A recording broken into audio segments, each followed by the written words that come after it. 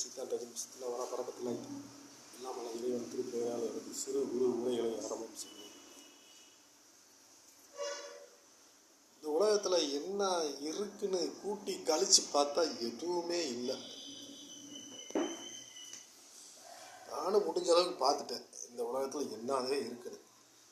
ஓடி ஆடி சம்பாத்தியம் பண்ணுறான் மனைவிகள் பிள்ளைகள் கடைசியில் எல்லாத்தையும் விட்டுட்டு அவன் போயிடுறான். கடைசியில் பொட்டாட்டி இன்னொருத்தல போய் கல்யாணம் பண்ணிக்கிறான், இல்லைன்னா அவனையாவது வச்சுக்கிறான்.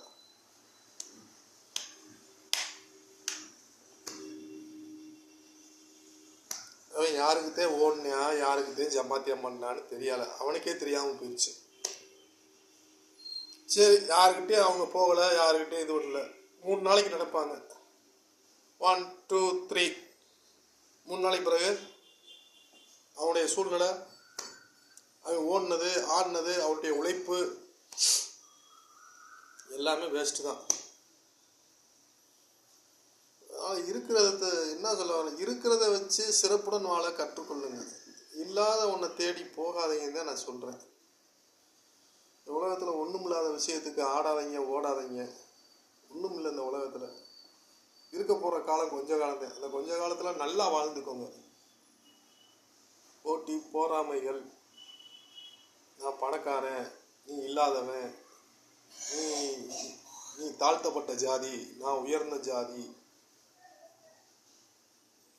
நான் கவர்மெண்ட் ஜாப், நான் ஒரு நடிகன், நான் பிரபலமானவன், நீ ஒன்றும் இல்லாதவன், நீ ஒரு கிழிஞ்ச சட்டக்காரன், நான் எதுக்கு, நீ ஒரு பிச்சைக்காரன், நான் ஒரு கோடீஸ்வரன்.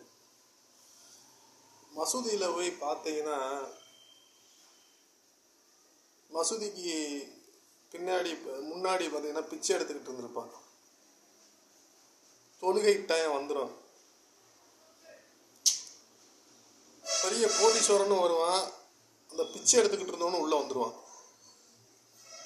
கோடீஸ்வரன் நின்று தொழுதுகிட்டு இருப்பான், அவன் பக்கத்தில் பிச்சைக்காரன் நின்று தொழுதுகிட்டு இருப்பான்.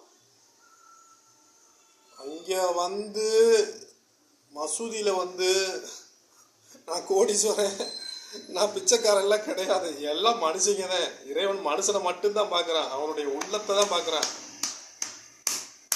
இங்கே தான் பார்ப்பான் இறைவன்.